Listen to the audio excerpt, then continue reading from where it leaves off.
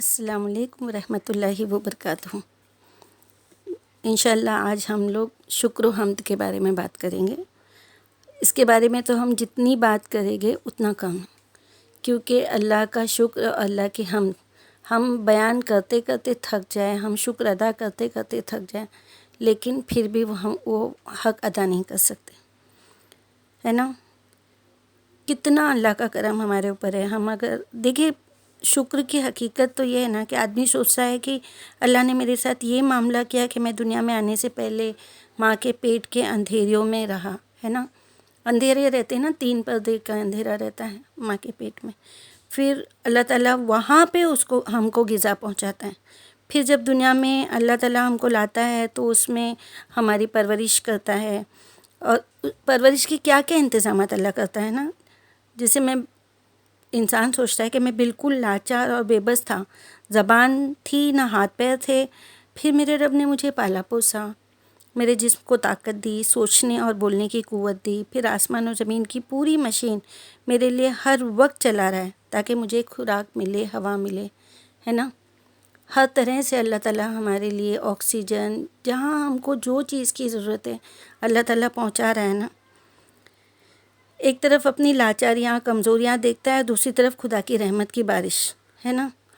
ہم اگر اللہ کی رحمت یا قدرت ہم پر نہیں رہے تو ہم تو لاچار ہو جائیں گے، ہمارے لیے کچھ نہیں، ہم کچھ ایک دن کا بھی اپنے آپ نہیں کر سکتے۔ یہ تو اللہ کی رحمت ہے، یہ تو اللہ کا شکر ہے، اور ہم کو اس کے ہر شکر پہ اس کی حمد و ثنا بولنا چاہیے۔ تو اس کے لیے ہمارے دل میں پھر کیا ہوتا ہے کہ اللہ کے لیے ایک محبت جاگ اٹھتی ہے نا۔ پھر ہم اپنی زبان پر اس کا کلمہ جاری کرتے ہیں، اس کا شکر ادا کرتے ہیں۔ ہماری ساری جسم کی ساری قوتیں مالک کو خوش کرنے، اس کی خوشی کی راہ میں دوڑنے کے لیے وقف ہو جاتی ہیں۔ کوشش کرتے ہیں کہ جتنا ہم سے ہوتا ہے ہم کریں۔ اگر ہم ایسا کریں گے تو ہی ہمارے لیے بھلائی ہے، کیونکہ یہ دنیا کی زندگی ہے۔ اللہ تعالیٰ نے ہم کو دنیا میں پیدا کیا ہے، وہ ہمیں ہر طرح سے آزمائے گا، وہ ہمیں نعمتیں دے گا، وہ ہمیں سہولتیں دے گا، وہ ہم پر اپنی رحمتیں نازل فرمائے گا، وہ ہم سے کبھی کچھ نعمتیں چھین لے گا، وہ کچھ رحمتیں ہم سے کم کر دے گا، پھر ہمیں آزمائے گا۔ لیکن ہمیں ہر حال میں اللہ کا شکر و حمد بیان کرنا چاہیے۔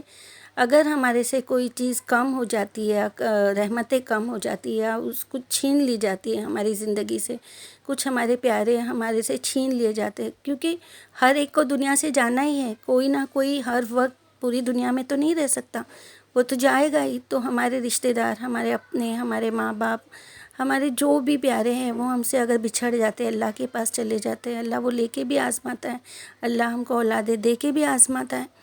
تو ان ساری چیزوں میں ہم کو بس ایک ہی چیز سوچنا چاہیے کہ اب میرے پاس کیا ہے، جو ہے۔ اگر ہمارے ماں باپ چلے گئے ہیں تو ہمارے پاس کوئی دوسری نعمت ہے، ہمارے شوہر ہے، بچے ہیں۔ اگر ہمارا شوہر چلا گیا ہے تو ہمارے پاس کچھ دوسری نعمت ہے، ہمارے اولاد، اور اللہ تعالیٰ نے ان کی ذمہ داریاں ہمارے سر پہ ڈالا ہے۔ جو گزر گیا اس کے ساتھ تو نہیں جا سکتے نا، جو بچھڑ گیا اس کے لیے ہم دعائیں کر سکتے ہیں نا، ہماری دعائیں ان کو پہنچے گی انشاءاللہ۔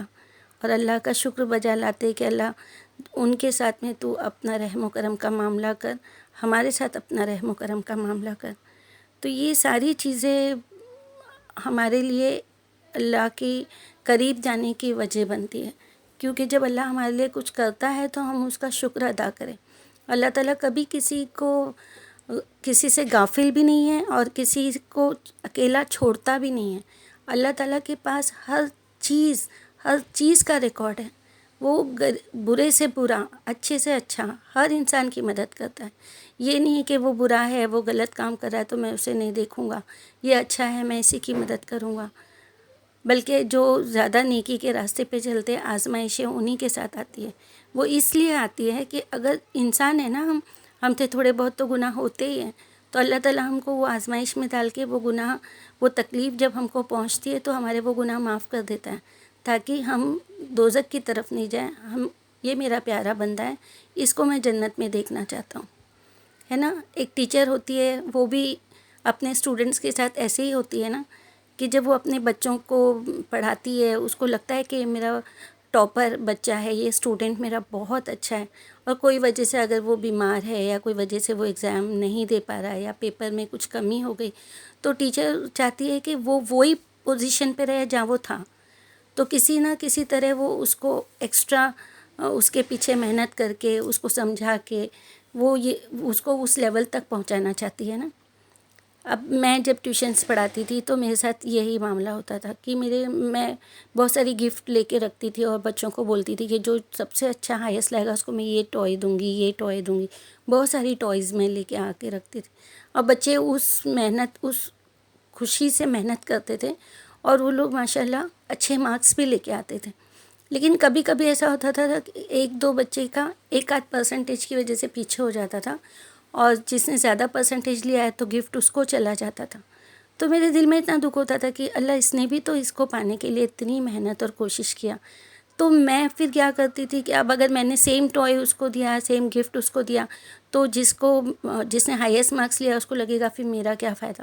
تو میں پھر ایسے کرتی تھی کہ اس بچے کی کچھ کوالٹیز کو ڈھونڈ کے نکالتی تھی کہ ارے واہ دیکھو اس نے میتھس میں فل مارکس لیے، ارے واہ دیکھو اس کو اس چیز میں اتنا اچھا گریڈ ملا، دیکھو اس میں اس کو ایکسیلنٹ ملا، اور اس کی یہ چیز مجھے بہت اچھی لگی، اس کے لیے میں چاہتی ہوں کہ میں اپنی خوشی سے اس کو یہ ٹوائے دوں، یہ گفٹ دوں.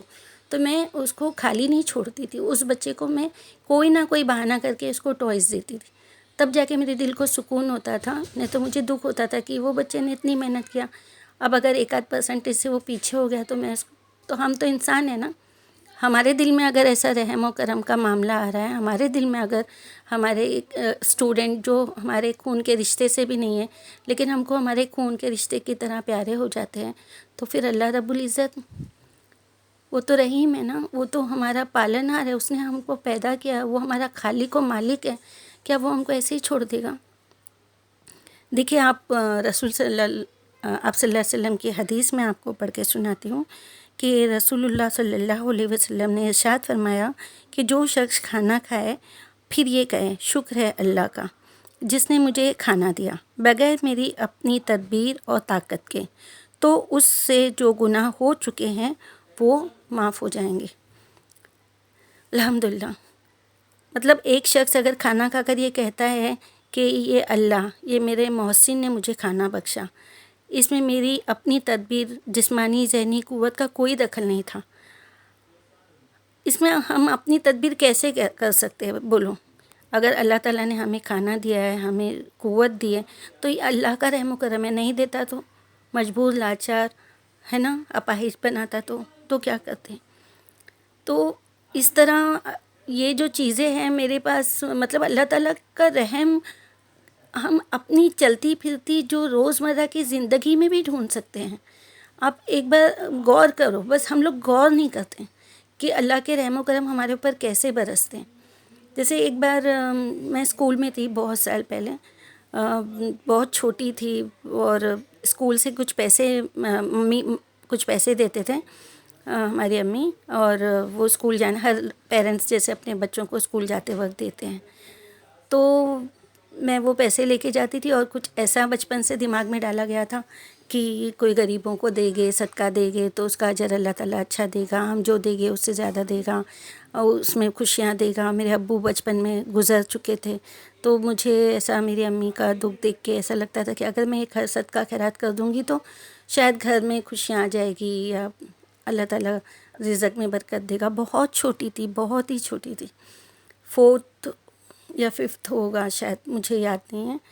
تو میری امی پیسے دیتی تھی، اور میں ہماری اسکول کے نیچے ایک معذور ایک آدمی بیٹھتے تھے، میں ان کو وہ پیسہ دے کے چلی جاتی تھی.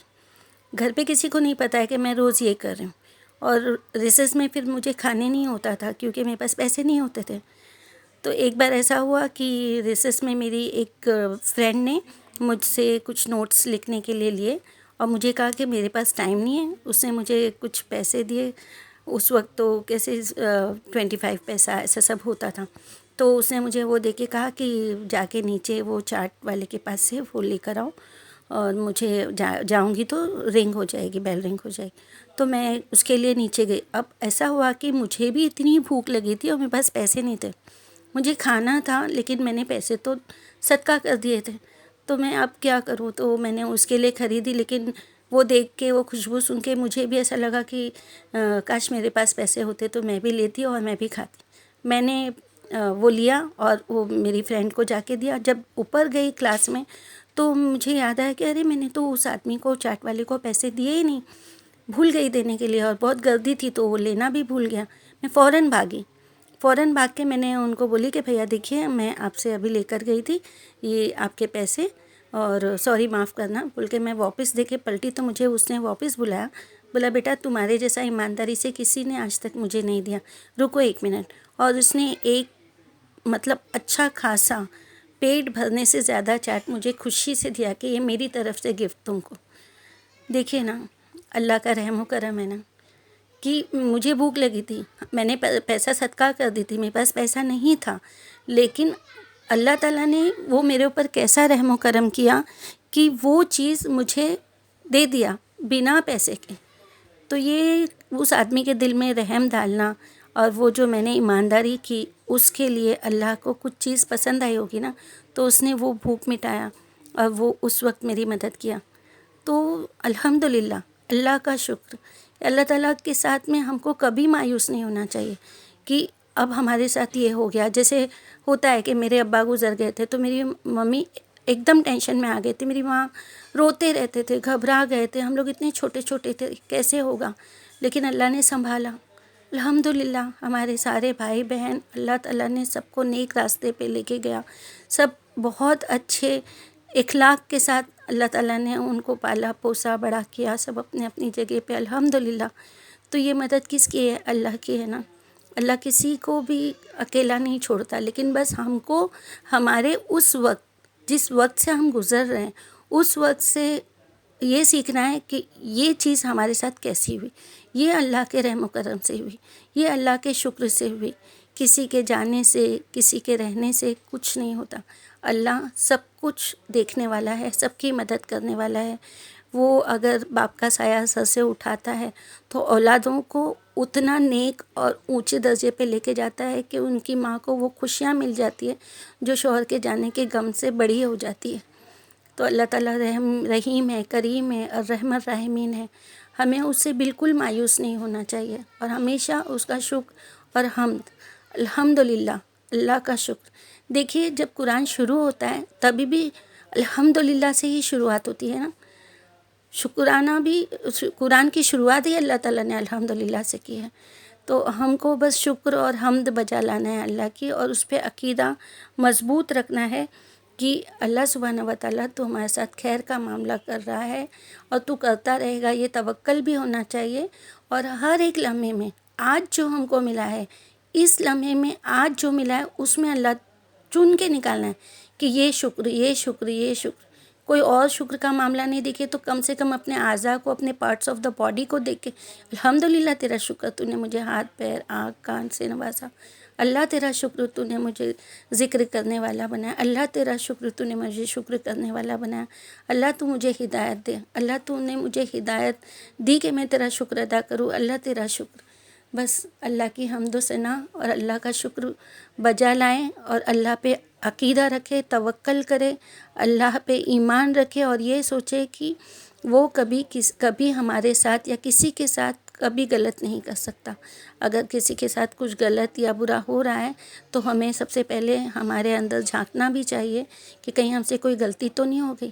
اگر ایسا لگتا ہے تو فوراً معافی مانگ لیں، اور اگر نہیں ہوئی ہے، لگتا ہے کہ ہم سے نہیں ہوئی ہے، تو بھی اللہ سے معافی مانگے، لیکن یہ سوچے کہ اگر یہ مجھے تکلیف پہنچی ہے اور میں یہ اللہ کی طرف رجوع کر رہا ہوں تو یہ میری آزمائش ہے نا۔